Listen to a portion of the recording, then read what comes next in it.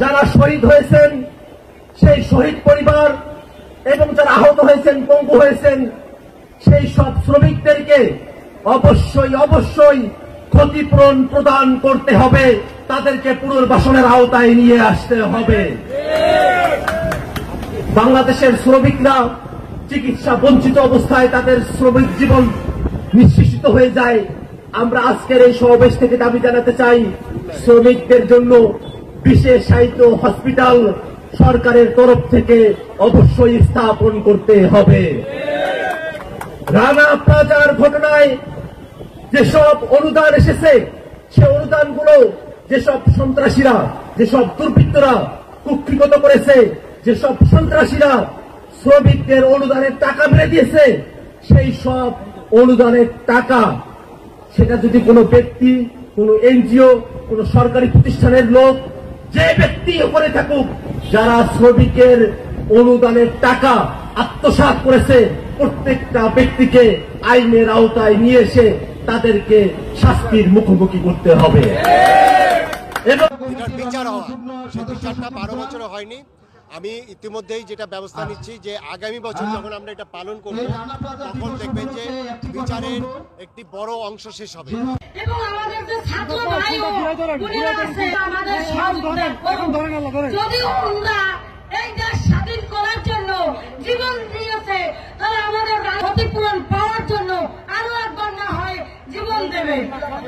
কিন্তু চাই যদি এই 24 এপ্রিল থেকে 1 মে পর্যন্ত শ্রমিক আন্দোলন কেন্দ্রীয় কমিটি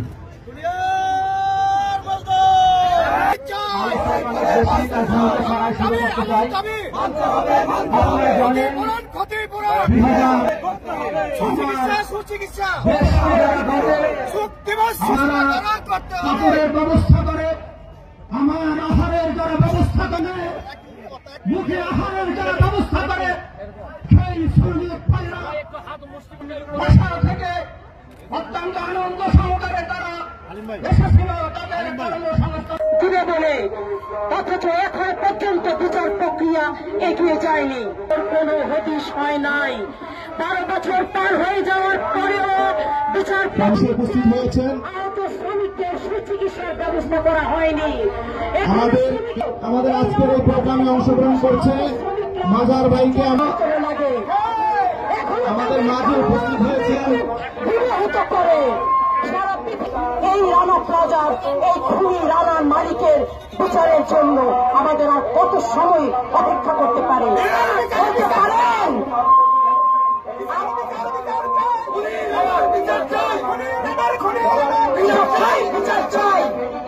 সংগ্রামী সাথীরা পার্টির শ্রমিক উইংয়ের আহ্বায়ক জনাব মোহাম্মদ মাজহারুল ইসলাম ভাই,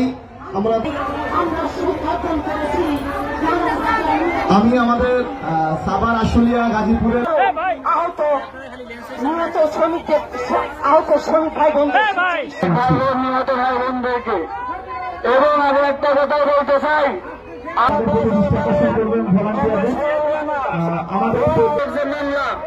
সে এখনো জামিনে বাইরে রয়েছে, অবস্থান করছে রাজা মালিকের কেন দৃষ্টান্তমূলক শাস্তি হয় নাই।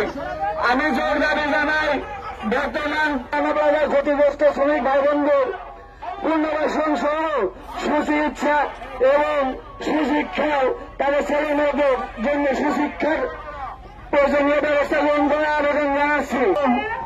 আমাদের যে ক্ষতিগ্রস্ত ভাই বোন, শ্রমিক ভাই বোন আছে, তাদের সুচিকিৎসা করার জন্য আহ্বান জানাচ্ছি। আমি আমার সংযুক্ত বক্তব্য শেষ রাখুন। জয় হোক।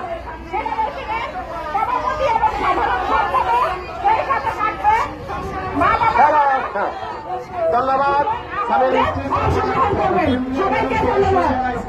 আপনারা